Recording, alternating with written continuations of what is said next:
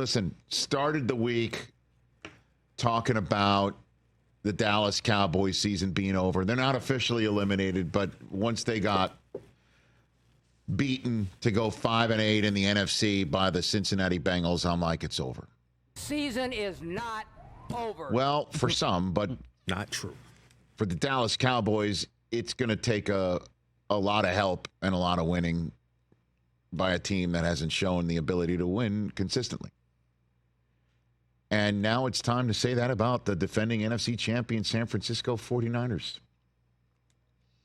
Didn't think the season would play out this way. Certainly they didn't either. But there was always something up about this team, even in the spring. You know, Brandon Ayuk being on the trading block draft week, then he's not, then he's there for the summer, then he's not. FaceTiming with Jaden Daniels, who yet to play a lick in the NFL, and it's like, what's going on with this whole setup? Then he does sign, then Trent Williams signs, and then everything's hunky-dory. It's like, okay, everything's going to be fine. And then Christian McCaffrey starts sitting out some practices, no big deal, he was saying. He was saying that just the Friday before the first week of the season, first practice week to open up the season. And then a week later, the Friday before his first game, and suddenly it's not one but two Achilles issues with tendonitis. And then everybody starts dropping like flies around there. And then they wound up, starting the season, beating the Jets on a Monday night, still look great. Then they go to Minnesota and get spanked. And then they wind up in Los Angeles in week 3. But the Rams are also banged up. They didn't have Kupp. They didn't have Nakua. They didn't have their left side of their offensive line. They didn't have anybody, and yet they still won, coming back from 13 down, 13 unanswered points in the fourth quarter to beat the Niners. And then suddenly something's up. But even then, I'm like, at some point, everybody's going to come back healthy. At some point, they're going to get healthy. They're going to be one of the best teams because they do have one of the deepest rosters. But in the same way, I've been kind of, having my way with all the delusional Ohio State fans saying, where's the banner for best roster in football? The Niners aren't raising a banner this year for anything. And I'm kind of stunned about it, to be honest with you. As the Rams and the 49ers play last night, and go figure this. We come on the air talking about how the first time McVay and Shanahan ever matched wits as head coaches, we were there. 41-39 final. Yep. These two teams coming off of points of paloozas, man.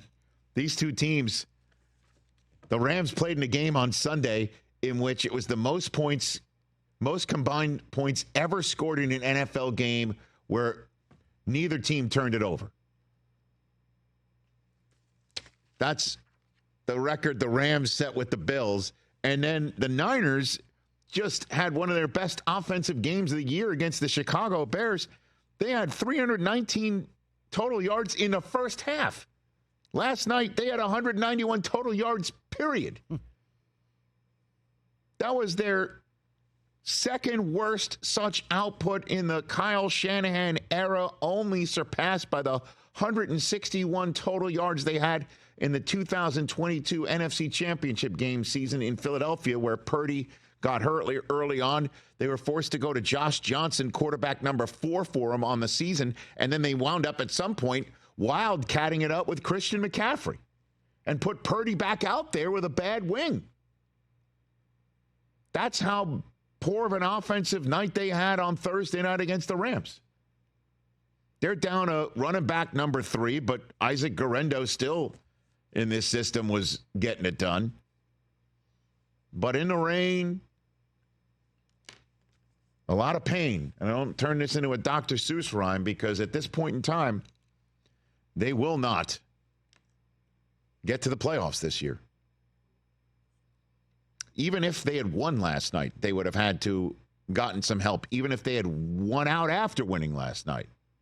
Now, you saw on the Prime Video broadcast, their next-gen stats gave them a chance of making the playoffs after this loss at 0.1%.